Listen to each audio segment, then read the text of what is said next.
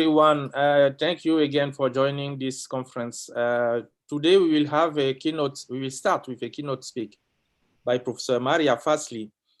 Professor Maria Fasli is the director of the Interdisciplinary Institute of Analytic and Data Science at the University of Essex. She was head of the School of Computer Science and Electronic Engineering between 2009 and 2014. Her research interests lay in the area of artificial intelligence modeling, machine learning from data, personalization, recommendation technique modeling, simulation, complex system through multi-agent technique, as well as application of agent-based system in electronic commerce. She has published more than 100 reference articles in major journal conference and workshop in this area, and she has organized international workshops and other events. So today, Professor Maria Fasli will talk about exploring complex data set challenge and perspective. Thank you, Professor Maria Fasli. Now it's up to you. Thank you. Thank you very much. I'm going to stop my video and I'm going to start sharing my screen. And I hope you can see that. Can you see my screen? Yes. Excellent. So the title, good morning, everyone, and thank you very much to Mustafa and Mohammed and all the other colleagues for inviting me to give a keynote presentation as part of CloudTech 2020. I'm really sorry we cannot all be together physically to share our experience and exchange ideas and increase our knowledge, really, because this is the purpose of scientific conferences. But nevertheless, we are able to come together even via electronic means, and I hope you have already got a successful conference, and I hope the next couple of days are going to be equally good for everyone, and you're all going to be able to enjoy the excellent research program that the organizing committee has put together. So the title of my talk today is Data Science and AI, Trends, Myths and Challenges, and this is a talk more to prompt you about thinking and to start so that you are able to start questioning some of the things that you see, some of the things that you hear, and possibly even some of the things that you do as researchers yourself. So how did we get from this image where we are in St. Peter's Square in 2005, and there are people here waiting for the announcement of the new Pope. And then there's only one person. If you look at the bottom of the image towards the right, there's only one person holding a mobile phone, trying to capture the image and the event as it was developing at the time. And in a very short space of time, we got to this, which essentially is the same square, St. Peter's Square in Rome in 2013. And now everyone is holding at least a mobile device or a tablet trying to capture this event. And what is happening behind the scenes is there's a lot of data being generated and a lot of data that is being sent around various networks. And we have, in the last couple of decades, we have seen technology essentially taking hold of our lives, and especially in the area of computer science, there has been a lot of progress made in data science, and now increasingly in artificial intelligence. So what I want to focus today is where is it that we are in relation to AI in particular, and try and demystify some of the issues and some of the misconceptions and preconceptions about AI. So we got to this image simply because of Moore's law for a start. So we have seen computers become really, really small. We have also seen the price of storage decreasing rapidly. So now we have massive data centers all around the world that store truly enormous sizes of data sets. And the amount of data that is being accumulated almost on a daily basis is increasing exponentially.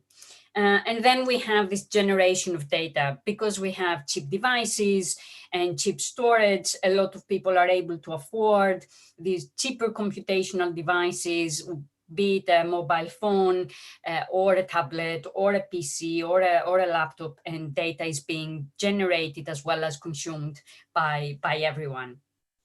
And this is a trend that we are seeing throughout the world. Now we've seen the emergence of AI in the last few years. We've seen the importance of AI rather increasing in the last couple of decades in particular, and in the last 2 to 3 years, there's been a surge in the use of the term and in how many things, how many systems are being labeled as being using AI. So artificial intelligence is all about, in the first instance, understanding our own intelligence and then creating systems with human level intelligence. And I would put the human level here in parentheses because we may not be able to reach this. The father of AI is considered John McCarthy, or one of the fathers, shall we say, who defined artificial intelligence as the science and engineering of making intelligent machines. And this whole effort, at least in its modern conception, because there is throughout our history as a species, our need to create artifacts and intelligent artifacts goes back even thousands of years. And in ancient Greece, there are myths about gods, and Hephaestus, for instance, who was the god of metallurgy, trying to create artifacts that were able to move around, as well as other semi-gods and heroes in ancient Greek mythology. So this goes back a long way. Our quest for creating, if you like, AI is not something new, but in its modern interpretation, the effort started in 1952 with his seminal conference workshop that McCarthy organized, John McCarthy organized at the time in Dartmouth College, where he brought a number of researchers together and they discussed this whole notion of AI, what is it that they should be doing? And at the time there was huge jubilation because they thought computers that had just started being used in big organizations that could afford them, that were the size of whole rooms, they thought that they could make real progress in creating AI. And by the 60s, 70s, we would have little robots doing all our housework in our homes, and we wouldn't even have to work. However, this did not really materialize at the time, because what happened was people realized that as they started working on the problem, on the one hand, trying to understand our own intelligence, or how we essentially display intelligence, what is it that makes us intelligent, it hasn't been an easy quest. AI involves a number of facets, and I have just listed the most important here in this slide. And on the one hand, if you are intelligent, it means you are autonomous. Perhaps for artificial systems, we may want semi-autonomy rather than full autonomy, because then you can have systems that are out of control. And autonomy describes systems that are able to act on their own. They have their own goals that they are trying to achieve. There's the issue of perception and action. An intelligent agent, a human being, needs to understand the world, perceive the world, and then act on the world. There's reasoning involved, and high levels of reasoning. Planning ahead, planning goals. These are really complex concepts. Problem solving, learning, and I will come back to learning. Social ability, which is very often neglected in the current discussions of AI, because intelligence is not just about having one AI acting on its own. It's about having the ability also to collaborate and work together with other human or artificial intelligence systems. Searching, proving, and when we talk about systems that interact in the physical world rather than just being software systems, we are also talking about the ability to move and manipulate objects.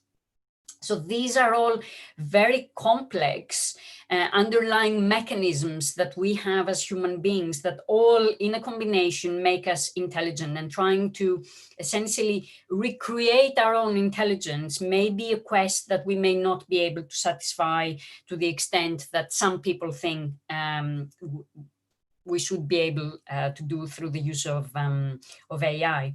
And I want to talk a little bit more about this and give you the AI perspective from the point of view of learning in particular. So in AI, you have the concept of an artificial agent, simply put an agent, which can be a software system, or it can be a combination of a software and a hardware system. So you can have a robot that uses software to make decisions, but then it also acts in the physical world, or you can have a simply software system.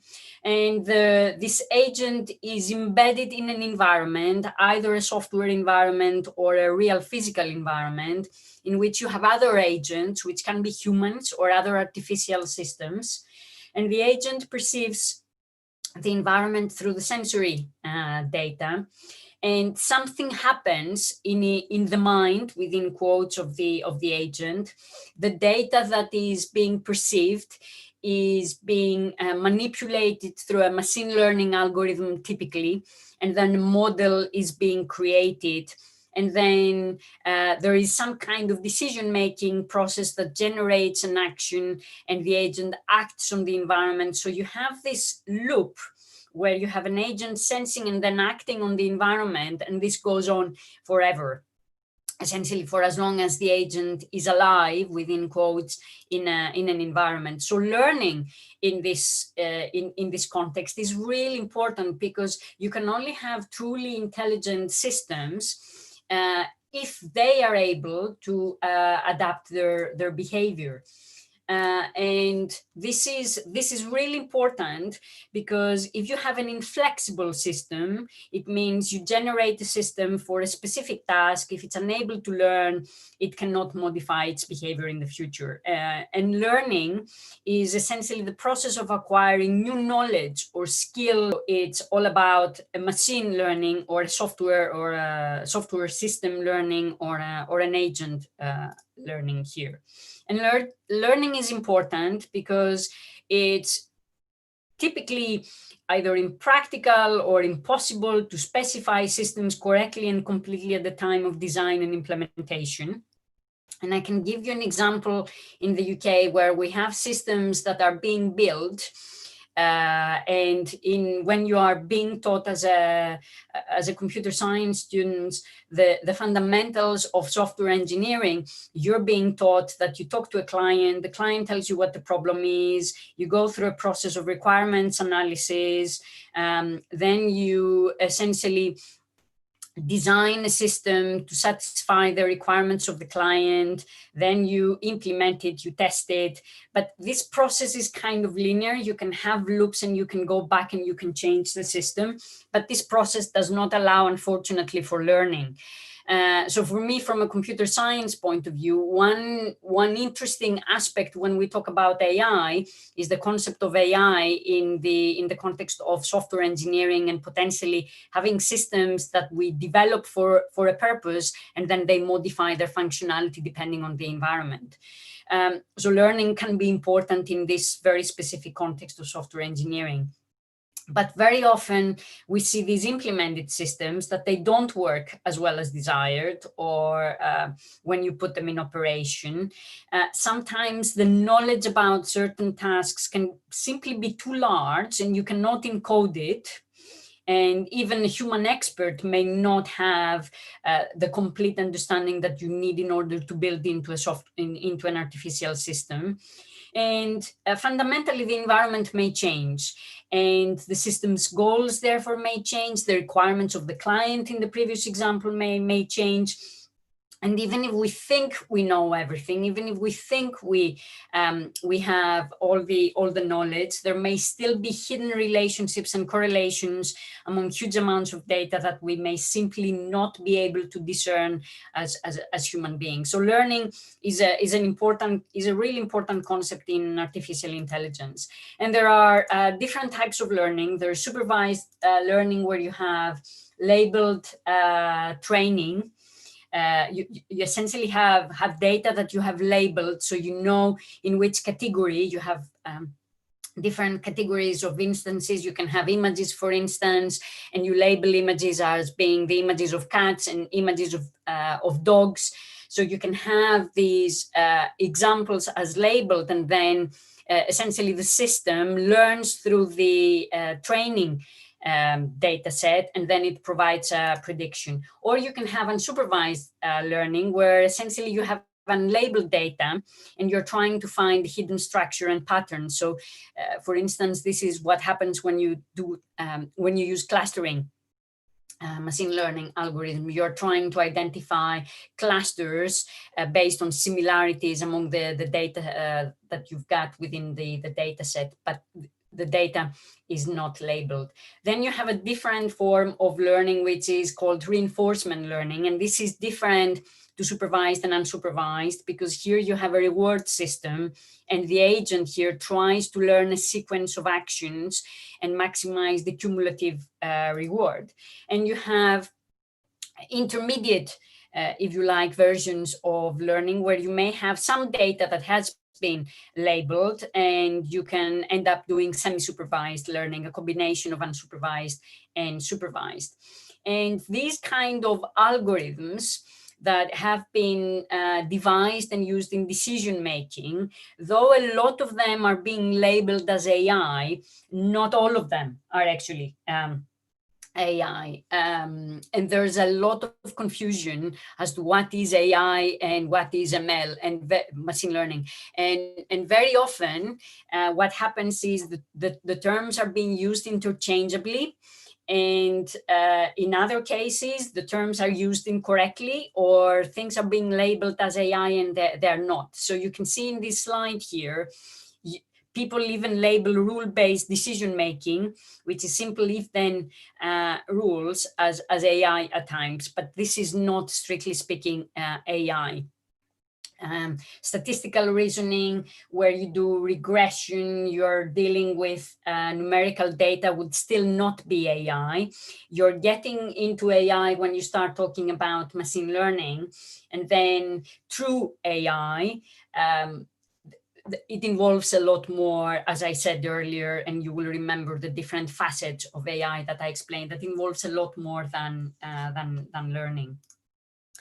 And I like this slide because it really provides a description of the different types of methods that we have been working on in the last few years in terms of their value, the kind of value that they can offer, and then the difficulty and complexity in terms of developing them and even understanding them. So in descriptive analytics, which is the most fundamental types of analytics that you can have, is you have a data set, typically a historical data set, and you're trying to understand what happened in the past. So this is all about the what.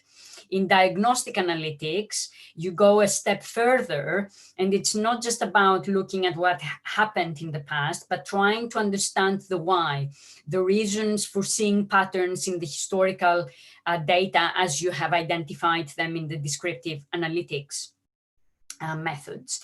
One step up takes you into predictive analytics, and here you're interested not simply on what has happened, why it happened, but also how can you use this knowledge now to try and predict what happened. And a lot of the machine learning techniques sit in this predictive analytics step.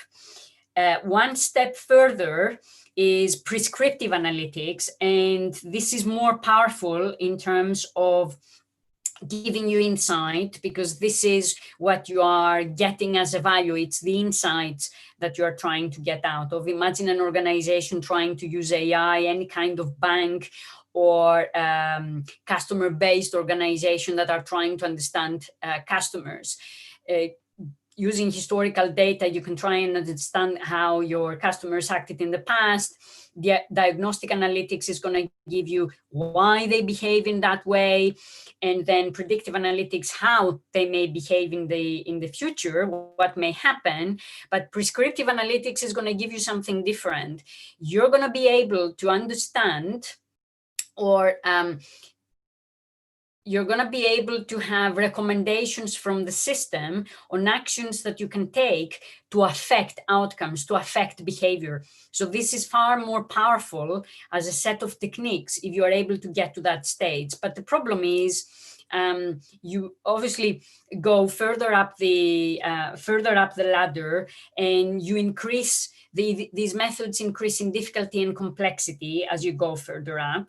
You get a lot of insight, but these methods, as you go further up the ladder, they become more specific to the domain, and you cannot easily interchange them and use a method from one domain into another. So what may work in a banking domain may not work in, say, image recognition domain in this case, or a completely different domain. So these are very domain specific, and you move from hindsight to foresight. And we have seen these techniques being used in all sorts of different applications, and a lot of you may have been using systems like this, like the Amazon Alexa, for instance, that uses AI to communicate. So you can order things, you can ask it to play music or call numbers. We have seen a lot of the big companies like Google and Facebook investing a lot on AI, and we have seen massive progress, but the progress that we have seen has depended mainly on making progress in machine learning algorithms because of the huge availability of data that we've got. And I give you some examples of the kind of progress that we have made. And for instance, in image recognition, there has been a lot of progress made through the use of deep neural networks. And DNNs, they are all the rage. Everyone is talking about them. Something like 70% of papers in AI conferences are devoted to neural networks. So there's a lot of work that is taking place, but neural networks as a concept themselves, they are not new. They date back to the 50s and 60s, and there was a lot of work at the time. However, progress has stalled because neural networks require massive computational power, and they also require a lot of data. So now that we have really cheap computational power and a lot of data, we have been able to make a lot of progress. And instead of having neural networks that have 1 or 2 or 3 layers, we now have many, many layers that can be quite complex and provide input to one another and use a lot of data to train on very specific problems. So we have seen in image recognition, for instance, the accuracy rate getting really, really high, from 44% in 2010 to 98% in 2016. But this is very specific as a problem. And though deep neural networks have broken a lot of records in this space, there are still issues. And now there are researchers that are working on understanding how is it that deep neural networks actually produce the good results that they do. And there has been work in identifying actually what can break them. So if you, for instance, add noise in images, then you can fool a deep neural, a DNN, and it can label, you can give it the image of a panda and it can label it as a gibbon. which is a completely different species. So there's a lot of work taking place trying to understand why we're seeing these results, because such systems are used in driverless cars, and there are all sorts of implications. And there are other tricks, like, for instance, instead of the stop sign being in an upright position, you slop it, and then you get completely different results in terms of the system being able to identify what it is that it sees. However, we have seen a lot of excellent work, and DNNs in particular, and generative adversarial networks, which is another type of deep neural network, have been used and are able to do amazing things. So in this slide, you can see a system which is called Which Face is Real? And you're being given images. One of them is real and one of them is artificial. And when you first look at them, it's very difficult to determine which one is the real one. So this is available online. Have a look at it and see if you can guess what is the real picture. But the artificial ones look really realistic. I don't know if you have guessed which is the real one here. Just to spoil the surprise, the real one is the one which is to the right of the slide. The other one is artificially generated. So amazing progress in terms of being able to generate artificial images that look real. And we also have seen a lot of progress in, I'm trying to play the video, so I hope I'm able to do that. It doesn't.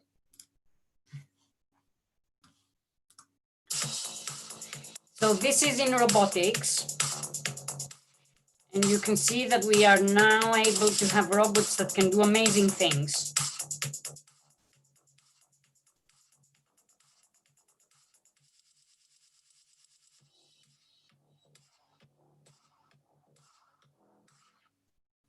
So you never know, we might see an athlete robot in the next Olympic Games. This is how fast things are progressing.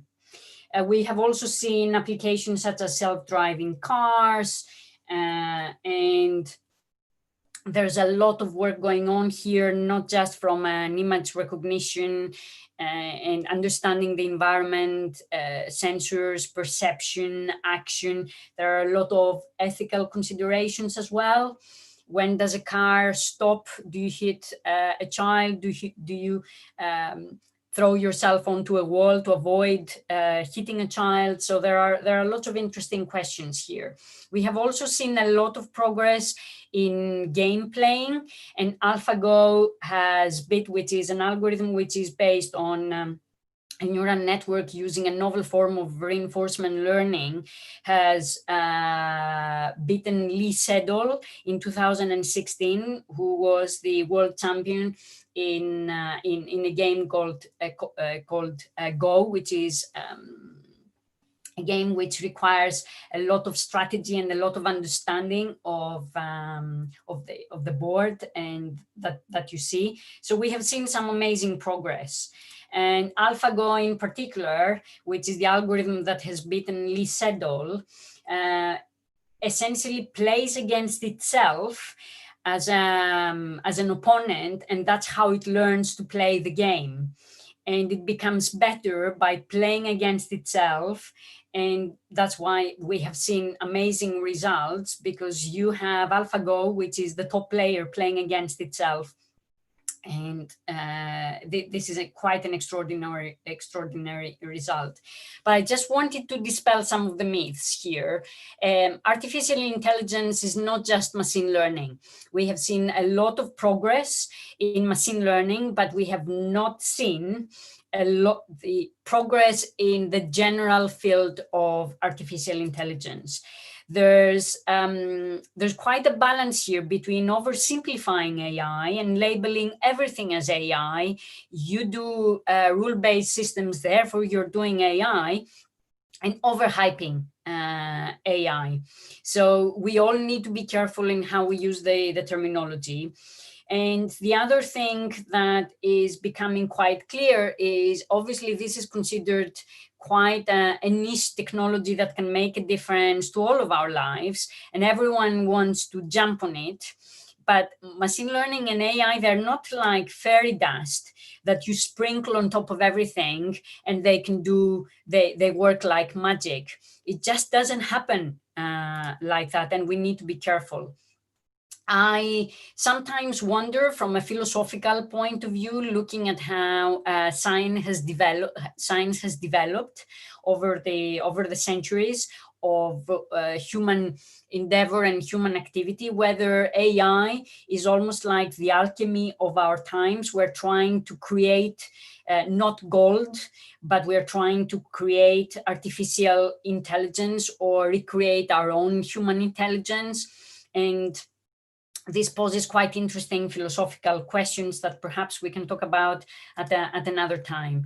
But the problem is that while we have made progress in certain fields like game playing and vision and driverless cars, AI remains far behind in terms of general intelligence and the kind of tasks that we would undertake as humans and would be really easy for us. So we do not have total automation, and we cannot have the application of algorithms that have been developed for one field into applied into another. The algorithms that we are developing, machine learning, is very domain specific. But what has happened in the last few years, especially in the last 10 years, we have seen AI research just shooting up. And if you look at these graphs in the slide, there's 10 times more papers over the last 10 years. But the majority of these papers are on machine learning. They're not on all the aspects of AI, so they're very targeted. As I said, we've made progress in very specific areas. And the extraordinary things, looking back at the history of AI, because AI started back in the 50s under the modern concept of AI, but then it went through a period, it went through two, what they're called AI winters, simply because people got their hopes up, they encountered obstacles, then funding dried out. Then we had expert systems in the 80s, which did not materialize as the AI systems that people had envisaged they would become. So we went into another AI winter. It now appears that we are in an AI summer. And the mean by that is that if you look at what is happening internationally, there's a lot of investment going into AI. We're talking about billions, trillions of dollars possibly being invested, not just by companies, but also by governments. And what you see in this map of the world, the countries that are highlighted in green are the countries that have developed an AI strategy. So we now have national AI strategies, and we also have international AI strategies, or strategies by a group of countries. Like, for instance, there's an EU initiative on AI. Countries like China and the US are investing heavily. You see a picture of the German Chancellor Merkel, who announced that in the future, Germany and Europe must be the leaders in AI.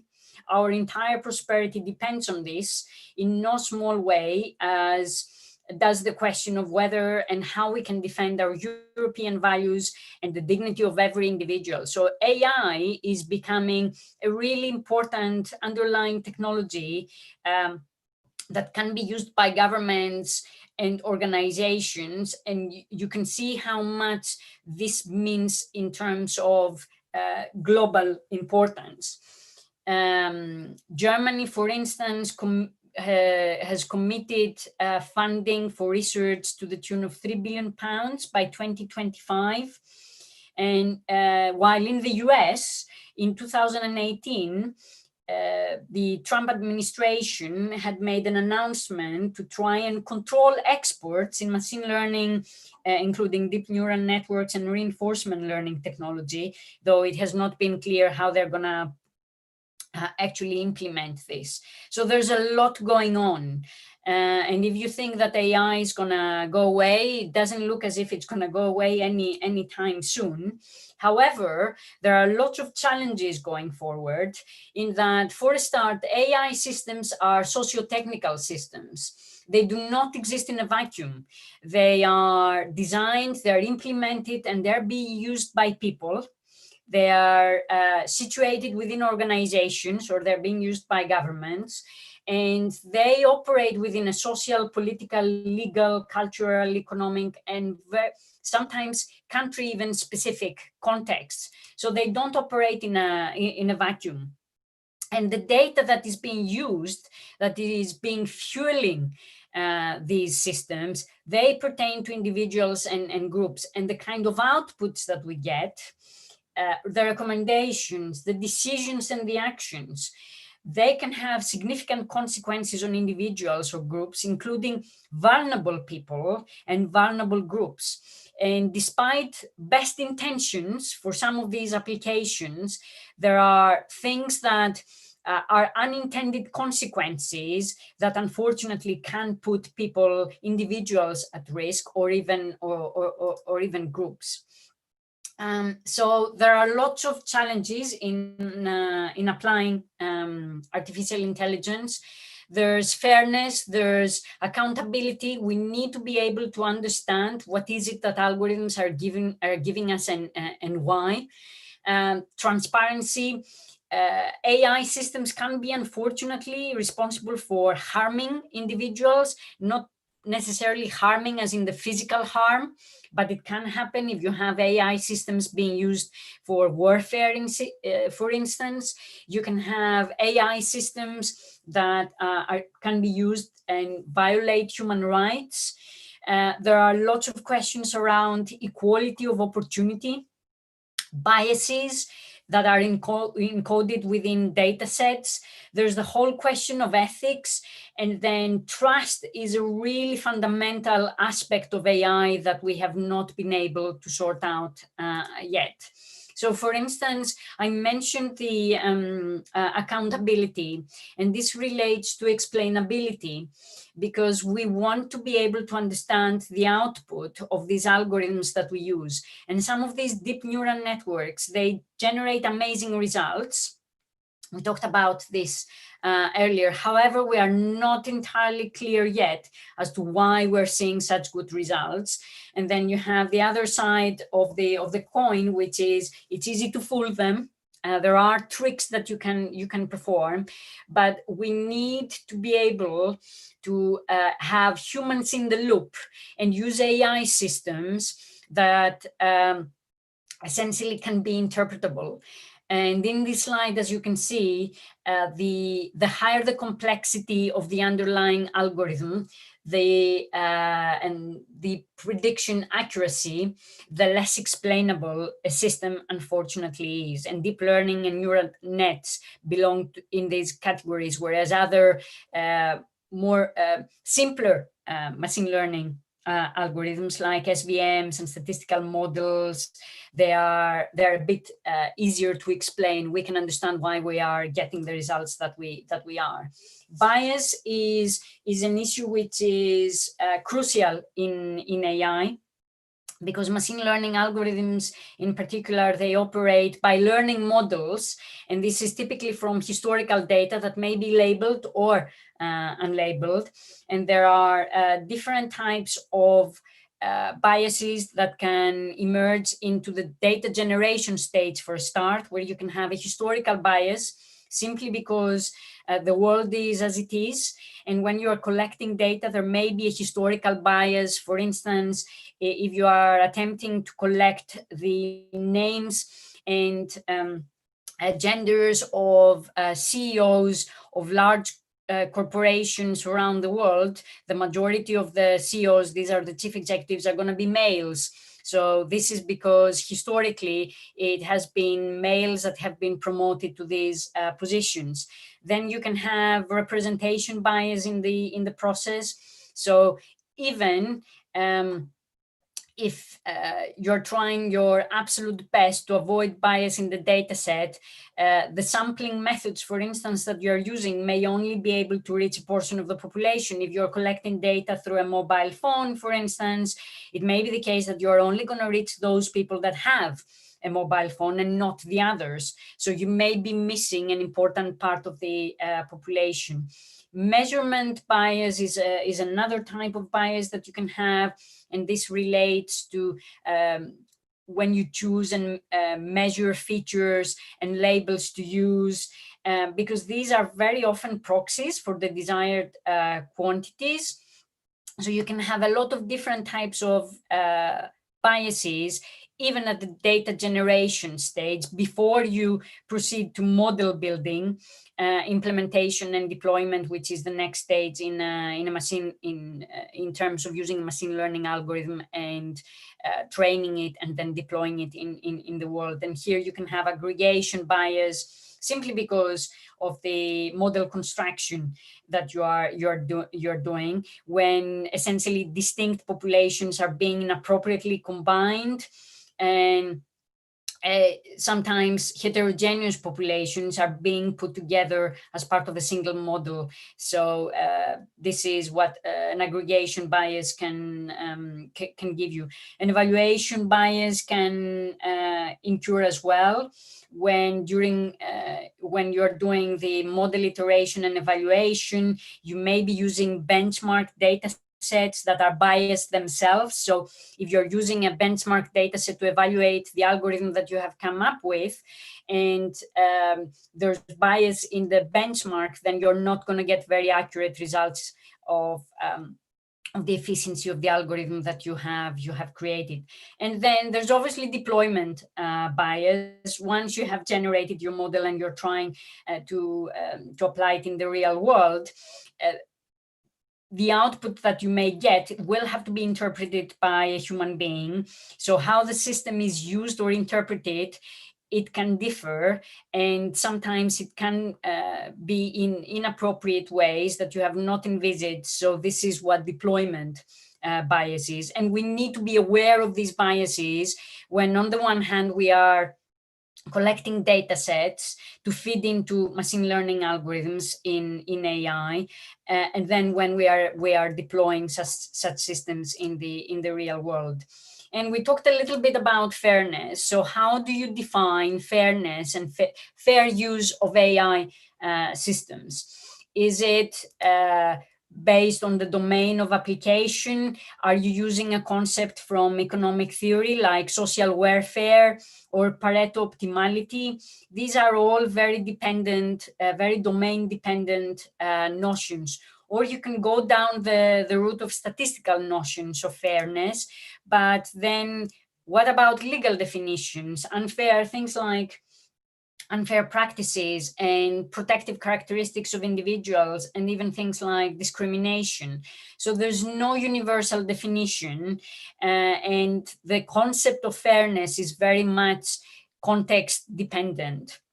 And of course, trust, and our trust in AI systems is something that we have not yet come to terms with. While we want to use AI for societal improvement, AI is a technology that is very powerful, can have a major impact in our lives. However, at this moment in time, it's only specific countries, and even in these countries, specific sections of the population that can benefit from the use of AI. And AI as a technology should be used for societal improvement. And in this context, for instance, using AI to support the sustainable development goals is something that should be on the agenda and has started being on the agenda. of countries and the UN itself and UNESCO itself that I work with. And when we talk about AI and the Sustainable Development Goals, we're talking about monitoring and supporting the implementation of the Sustainable Goals themselves. Sorry, Professor Maria, sorry, just 1 minute. Could you have, we are running out of time. I'm going to finish in 2 minutes. Okay, thank you very much. Thank you very much. So I'm finishing. So this is among my last slides. So we're talking about AI being used in public policy, but also upskilling people and ultimately using AI for social good and the service of society. And we all have a role to play here as scientists, as developers, as users, and as public in the use of AI, in ensuring fair and transparent use of AI and the use of AI for public good. And what you need in order to make progress and to really break AI is actually a multidisciplinary and interdisciplinary approach. You cannot have one hero. You need multiple heroes to be able to work together, because apart from the technological questions, we also need to be able to address the ethical, legal, and all the other challenges that I mentioned as part of this talk. AI is going to change the world, but how and when are still open questions, but we can work together to ensure that this is for the benefit of all. And thank you very much for your attention. Okay, thank you very much, Professor Fasli. So we have, let's say, 10 minutes for questions, since the whole thing should be held in 1 hour. So I just get the message that, well, people from the institution in Morocco should have looked at some point in the talk. So we are really sorry about the way that Morocco was presented. So this is something that is, well, it was not intentional. So we're really sorry about that, the way of presenting Morocco in the slide of your talk. Thank you very much, Maria Fasli. So Professor Maria Fasli, so if you have questions, please ask. We have 10 minutes for questions.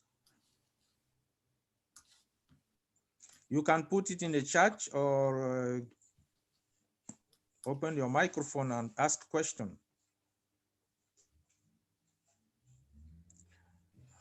So I hope I have provoked everyone rather than get you to fall asleep. Hello, hello.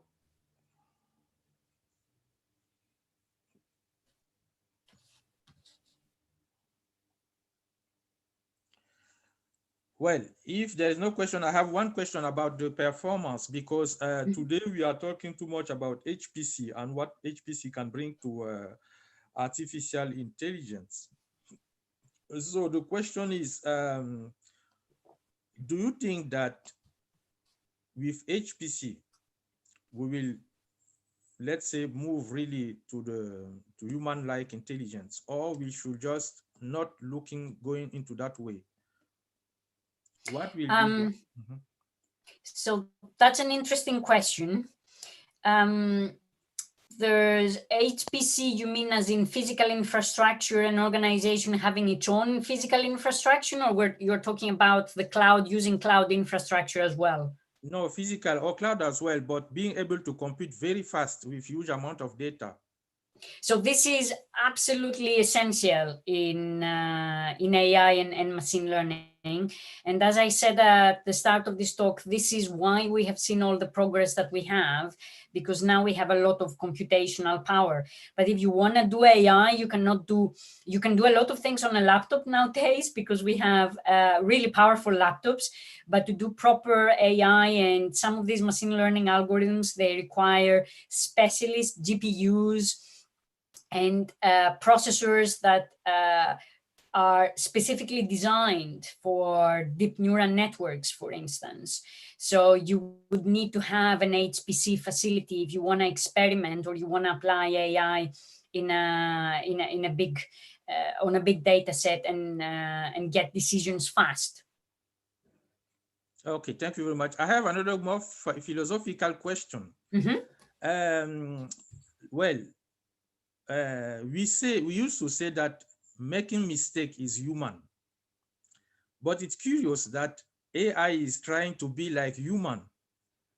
Don't you think that there is something, let's say, strange there? Because we are trying to avoid making a mistake in AI, but we want to be like human, who is recognized as to be error prone. Well, this is a really interesting question. What we want to create, if you look at the literature of AI and you look at AI from a philosophical point of view, you want to create a better version of ourselves. So you want to we want to recreate human intelligence, but human intelligence without the flaws, in a way, which is interesting, because you are absolutely right. What makes us human, and in fact, I personally believe that one of the fundamental traits that we have that makes us intelligent is this ability to make mistakes and learn from the mistakes. So I can take knowledge from one domain and I can apply it on a completely different domain. I can make, maybe it won't work in that domain, in the new domain as I applied it in the old one. But I'm going to learn from that mistake, and then I'm going to reapply it. Whereas we want to do something different with AI, which is actually quite fascinating as a concept. And that's why I contrasted earlier with AI essentially being like alchemy, because alchemists were trying to recreate, to create gold, to create these elusive elixirs of youth and eternal life.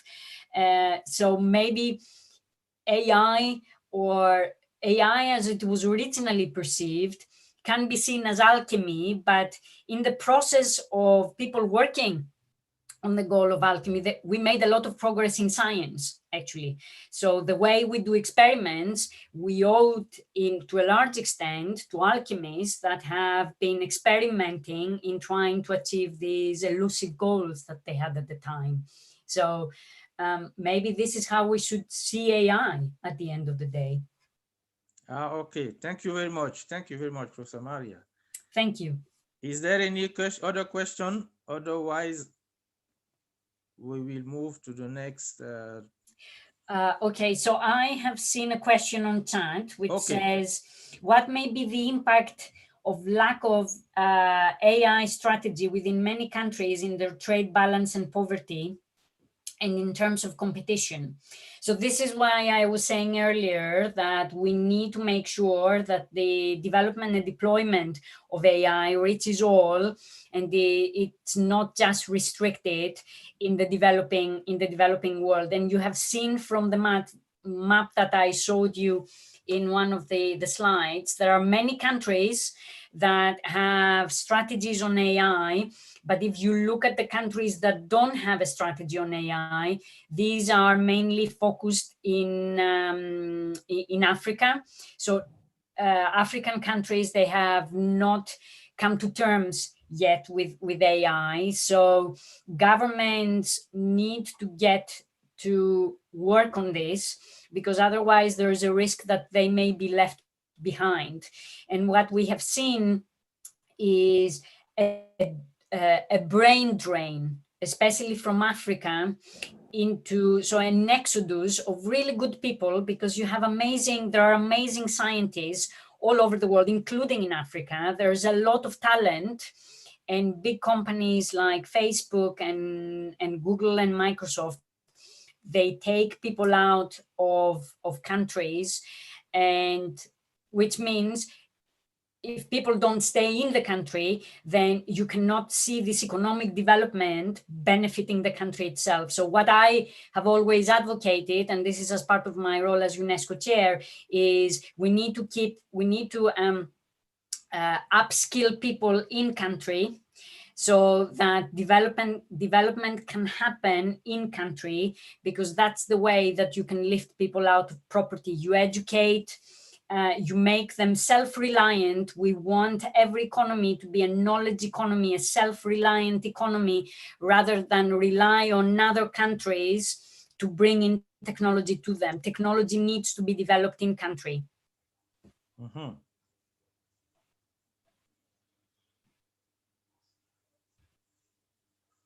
Thank you very much. So, I'm not seeing any other questions, and I think this was my entire time used. okay, thank you very much, Professor Maria Fasli. So I think that I will give hand to the organizer for the next talk. Thank you very much.